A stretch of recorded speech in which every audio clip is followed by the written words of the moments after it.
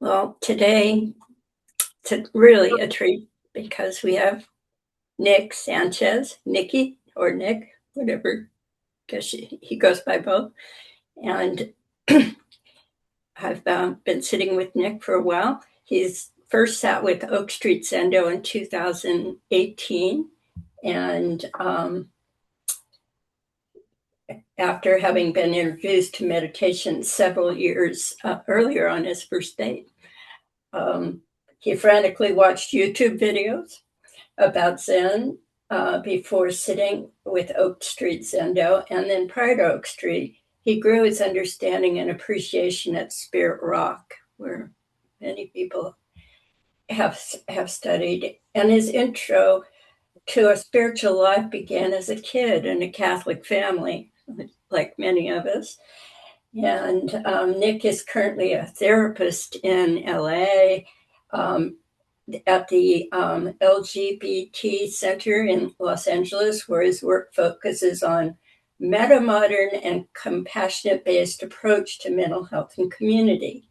He currently dissolving, leads the Dissolving Anxiety Through Meditation group, along with working with individuals, couples, and families.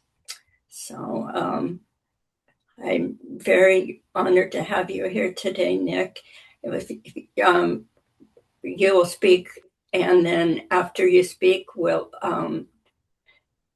do some zazen, and then come back and have discussion or questions, answers.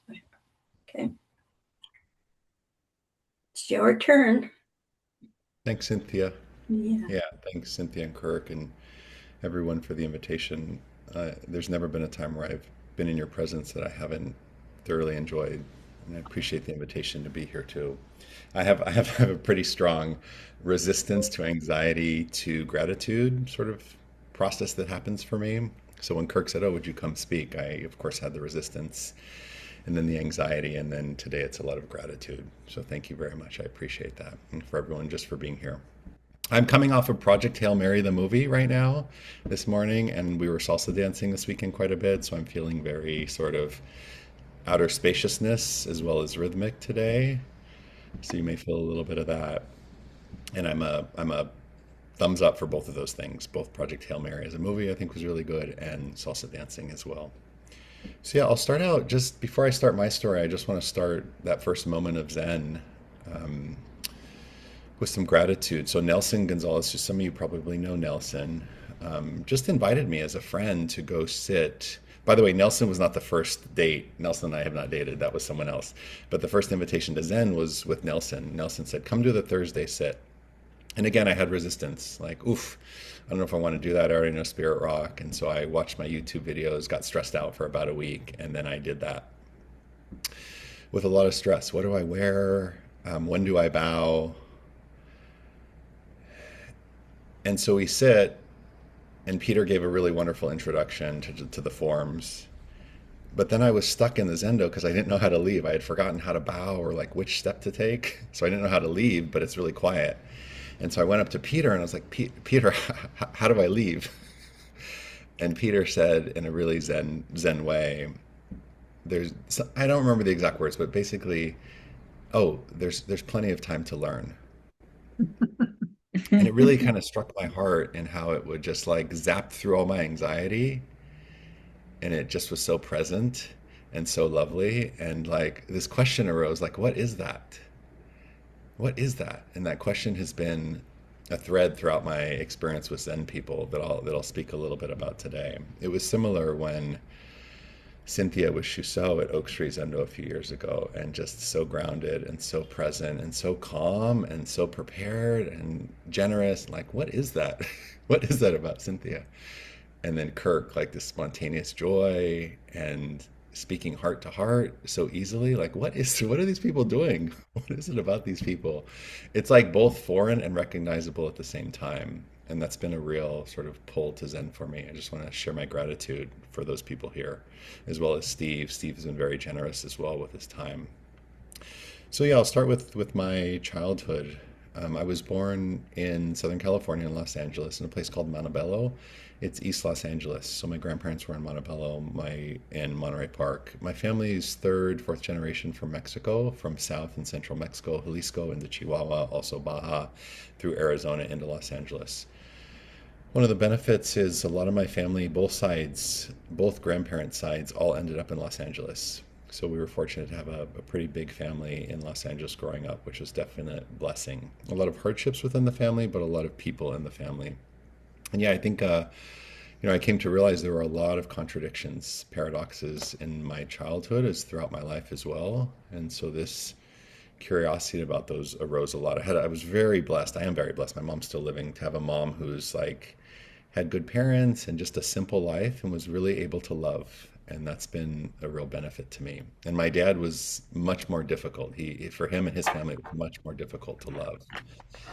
And we were raised in the Catholic Church, and it's sort of a cultural thing for a lot of Mexican American families. Then it can also be a religious thing, spiritual thing. And so I was quite a spiritual kid. I loved the music. I went to Catholic high school. But really, the question arose, well, why aren't there any women priests? Wait, why aren't there any gay people around here? Wait, God loves us but is sending us to hell? So yeah, there were a lot of questions that arose and not a lot of frameworks to deal with those questions.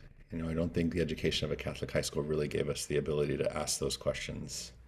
Yeah, and I was this boy who, like, a lot of my friends were girls when I was in elementary school. I loved math and I loved music. I wasn't too great at sports, but I enjoyed playing. Um, in high school, it was pretty lonely. The first years of high school were pretty lonely because I went to a different school, a private school, being called faggot in the halls. It was a pretty tough time. Could you maybe think about, sexuality or not? It really wasn't allowed. There was a lot of judgment there. And also in that, a contradiction was I met some of my best friends senior year who I'm still friends with to this day, very close friends. I'm actually staying with one right now. So yeah, it just was sort of ups and downs like all of our lives, right? There's some things that are really sort of pushing us along and some things holding us back. My 20s was, I think looking back, really a period of numbness. Really sort of constricting the body because of trauma, physical and emotional abuse, not being able to come out, not really having an adolescence, and just really holding a lot in the body and not really knowing it, right? When you're not aware, you just think that's the human experience. I didn't really know any different. I'm like, I guess this is okay. I got a job, I have housing, I have some friends, drinking a lot, searching for intimacy, and not really knowing what to do. When I was 28 years old, I started volunteering at the LA LGBT Center. I had a career. I'd started washing dishes and worked in restaurants and ended up working in like the HR offices. So I learned how to do resumes and stuff. So I was a volunteer just assisting people with their resumes. And I had such an interesting realization, really like a moment of awareness. One of the first moments of like, oh my gosh, I have a human experience like this where I'm aware of my experience. It was Monday evening and clients would come in, like 3 or 4 clients. Hey, can you help me with my resume? This is when it was moving online to like Monster and Career Builder. And I was realizing that I was so stuck. I was so constricted and not able to be myself that people were really hesitant to share themselves. You got to share your resume and your job history and your insecurities. That's tough. And I was kind of this ready to do it, but I was really quite hardened. And that was a real awakening to sort of have the mirror of the other person for me, in the benefit of having it at the LGBT Center, which is a wonderful place. And there was one client there. She was working in newspapers, and I really think she's an angel. And she would bring me little gifts. Here I was thinking I was the one helping people, and she would bring me a little postcard from the museum of a piece of art, always asking me more how I was doing than how she was doing, even though she was struggling to find work and housing. And she was in newspaper print, which was going out of business, a real hard place to be. And I met my best friend there. He was another volunteer. And so it was a really special time in my life to meet these people who were really helping to open my heart, meet my best friend. I met 2 of my best friends there. And it was a really a time of like beginning to thaw a little bit, like to actually have awareness that I have a human experience because of these people. Johnny was my best friend I met there, Courtney, and then this other client that I met there. I made the decision to move to San Francisco. I just had to get out of LA. I didn't know why, but it just was, it felt really stuck. it was recreating the same patterns over and over, and something needed to change. And so I moved to San Francisco. I was in Johnny's car and we were driving around for our last weekend together, my best friend, for our last weekend, just hanging out before I moved to San Francisco. And I got a phone call, and it was this client from the center. They probably shouldn't have given my number, but someone gave my number, and she's like, I thought she was going to ask for like a last session or something, or about her resume or something, and she just said, Nick, I heard you're moving to San Francisco, and I had to say congratulations to you. And I just had to start. I was crying because this woman who was really struggling herself so much, did not have a paycheck, had been laid off for months, was really struggling. And there she was reaching out to say, good luck on your journey. Congratulations. And, after that, I began to see so many more of these people like you all, like what people are doing to support each other if we can just really be open to it. And so I'm really grateful for this person, that woman, for Johnny and Courtney. Courtney reinvigorated my love of literature and poetry. She would show up with a big old duffel bag of books and poetry, and she'd say, "We're staying up all night reading poetry."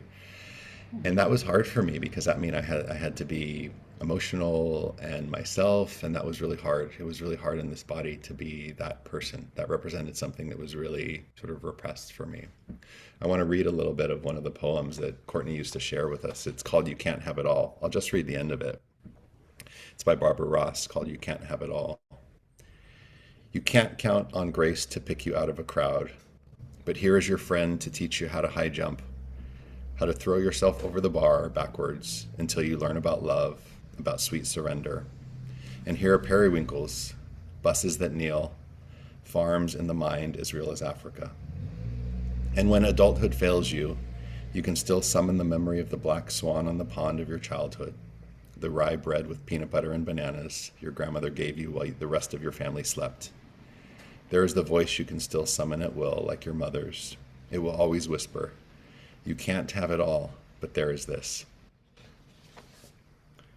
So I moved to San Francisco, and yeah, there's Golden Gate Park and nature and Glide Church with Janice and Cecil and the music, and there's Spirit Rock, and there's just people just inviting each other to these things. And it was hard to enter for a lot of them. I was so anxious to go to Glide the first time, and Spirit Rock was really difficult the first time. And then things started just to soften. It was a lot of running. I did the AIDS life cycle. We ride our bike from San Francisco to LA, and just being around community really was a big help for me. That we could be there to support each other, and slowly starting to be more aware, that when you can thaw a little bit and you have support, you can be more present. I don't have to be out of the present moment so much. I don't have to drink so much. I don't have to be dissociated so much because it's possible to be in the present moment. And that was starting to happen in the 30s. The numbness really sort of softened. And yeah, I fell in love for the first time, first long-term relationship with Colum, which was just a wonderful experience. Him being able to meet my family and sort of bring these worlds together, LA and San Francisco. And there's a concept called gate-adolescence. A lot of us queer people don't have our adolescence. Traditionally, 12 to 20, those of you who were fortunate and had support and were able to be yourself, from 12 to 20, you're figuring yourself out. You're making a bunch of mistakes, you're being silly, you're finding out what kind of music you like, you're doing art, and you're playing sports, and you're kissing people and holding hands. And that's a healthy adolescence, to individuate, right? Become the self. For those of us who are afraid to be ourselves or it's not safe, we don't have that the same. If we're lucky, we have it later. And I had it in my 30s, this gay adolescence, which is a return to that time to really find yourself. And it really, really helped me through these people who supported me in that. I want to share a little bit about Provincetown.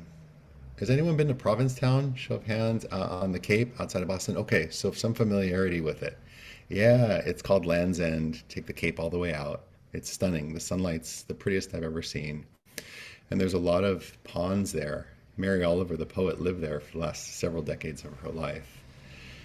And her poetry was really important to me, and sort of as a queer elder. And there's daytime, you're going to the tea dance, and you're dancing, you're riding your bikes, you're swimming, you're staying at the beach, you're going into the forest, going for a run, going to the bookstore. And I went out looking for Mary Oliver at 5 a.m. because she would go to the ponds allegedly, but she didn't like people. So I would still go out looking for her. and I never found her there. But in that time, the geese would come up to me, the animals would come up, and I spent a lot of time in nature. And so being in this place that was accepting of queerness, it's a real queer town, a place where nature's surrounding you, having the sand dunes and the canopy trees and the ocean was really a big deal for me. One more thing I want to share about Provincetown. I was on the couch one day. There's, I don't know, 4 or 5 of us guys staying in a house. It's in the afternoon one day. We've been on bike rides in the morning, dancing the night before. The house is quiet.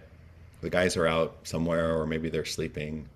And I'm reading Rilke's Duino Elegies, Stephen Mitchell's translation of the first elegy, which I'll read a little bit of that here.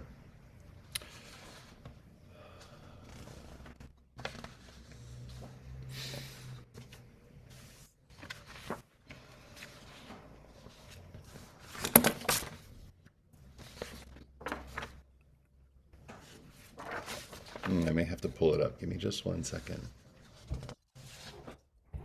Oh, here we go. Who, if I cried out, would hear me among the angels' hierarchies? And even if one of them pressed me suddenly against his heart, I would be consumed in that overwhelming existence. For beauty is nothing but the beginning of terror, which we are still just able to endure. And we are so awed because it serenely disdains to annihilate us. Every angel is terrifying. And so I hold myself back and swallow the call note of my dark sobbing. Ah, whom can we ever turn to in our need? Not angels, not humans.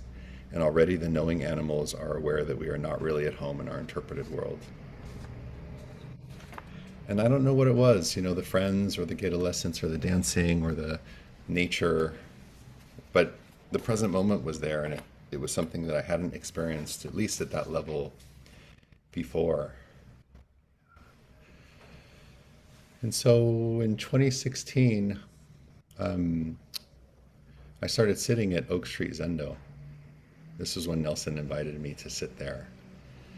And we studied beginner's mind with Peter and went on to study Street Zen, Radical Dharma with Reverend Angel and Lamarad Owens, Thich Nhat Hanh's Being Peace. And so these books started to become a support for this journey, sort of being more in the present moment, being less constricted. I live with a lot of anxiety, insomnia, these sort of people who've been on the path before. And being able to sit at Upaya and Tassajara, and in New York, I was able to sit with New York Zen Center as well.